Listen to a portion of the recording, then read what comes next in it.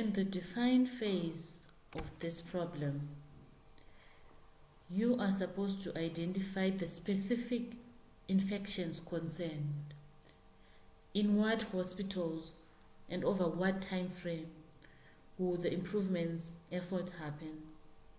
For example, you can say that there were central line associated infections in 100 intensive care units ICUs in Harare hospitals during 2019. So you need to establish, you need to have a time frame, you need to have a measurement, and you need to clearly outline what you want to look at, not just to say infections. In the measure phase, you then want to measure the current state to say 3 infections per 1,000 catheter hours happen. Is it what is happening? You need to measure what is on the ground. In the analyze phase, you need to determine the root cause of these problems to say what is causing these infections. Is it contamination? What is it? Get to the bottom of the problem. Then in improving, you implement, maybe if it's contamination, you now want to implement a standardized checklist, basic steps related to hygiene, disinfectant, sterile barriers, and avoidance of susceptible areas. Enhance equipment or catheter insertion card. Make sure that they are clean so that people don't get infected. Control.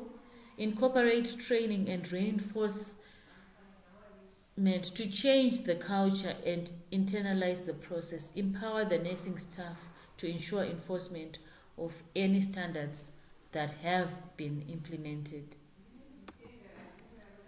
So the characteristics of Lean Six Sigma is that it is a structured approach because it follows the DMAIC process or the DMAIC methodology, and it is also project-based because it focuses on the projects that you are going to do with reviews using design for Six Sigma, DMAIC, and DMADEV.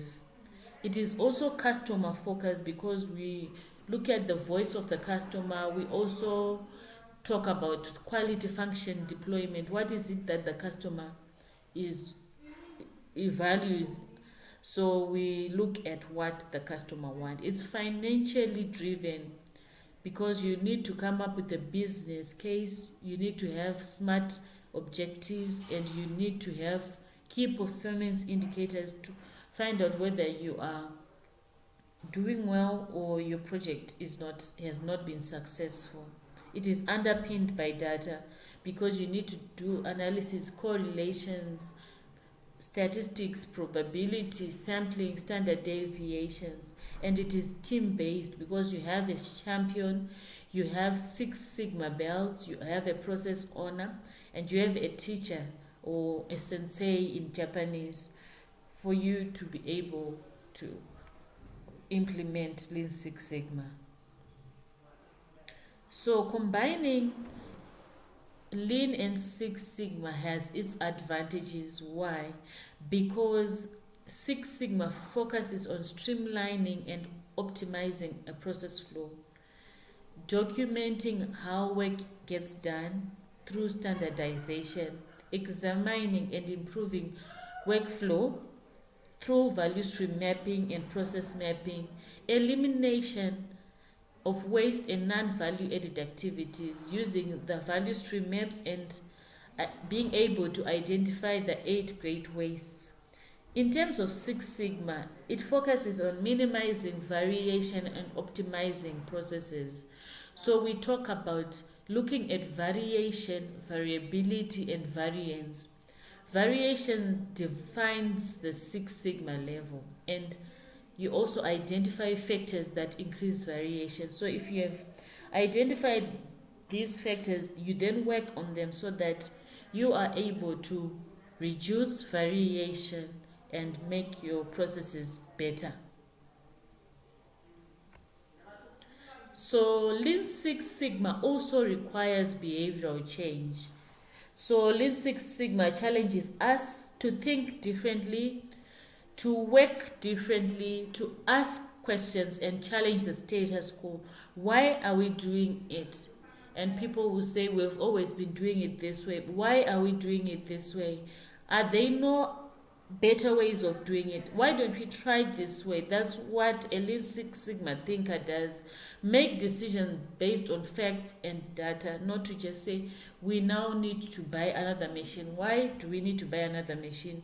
Do you have the figures that support that purchase? What has happened to the old machine that is running at the moment? Is it not able to fulfill what you require, your requirements? And Lean Six Sigma helps you use new principles and tools and methodology. You can now talk about the 8 ways. You can now talk about the 5 A's. You can talk about the 5 Y's, the Ishikawa fishbone diagram, the DMAIC methodology. So it allows you to use different tools, lean tools, and techniques to achieve your goals. And the benefits of using the DMAIC approach is that it is based on a framework thinking within, for example, a product group, a customer group, or service. So it guides you through the process to say you have to first define the problem. You need to measure and investigate what's happening. You need to analyze the root cause. You need to improve, suggest an opportunity for improvement or a solution. Then you need to control and sustain that solution.